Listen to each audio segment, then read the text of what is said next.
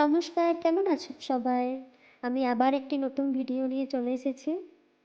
এই দেখুন, যেতে, যেতে আগে দেখে নিলাম বরাতে যাচ্ছে, খুব সুন্দর। আজকে আমি যাচ্ছি হাওয়া মহলের দিকে।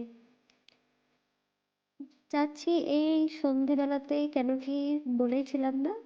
এখানে এত গরম থাকে, দিনের বেলাতে কোথাও বেরোনো যায় না। এই হাওয়া মহলকে কিন্তু বাতাসের প্রাসাদও বলা হয়।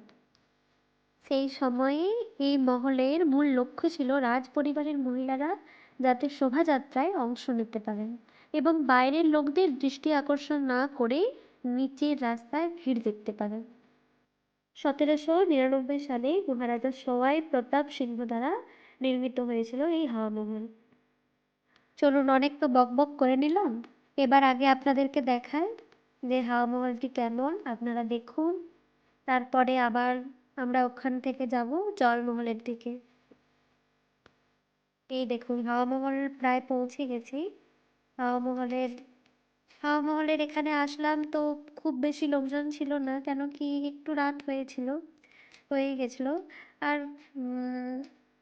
এত মানে অন্ধকারে তো খুব একটা ভালো ফটো নিতে পারিনি, ফটোগ্রাফিও করতে পারিনি, ভিডিও খুব একটা ভালো আসেনি।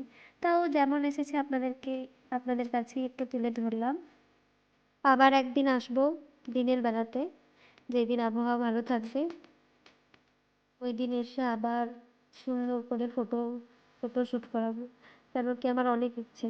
এইবার যাবো জলমহলের দিকে।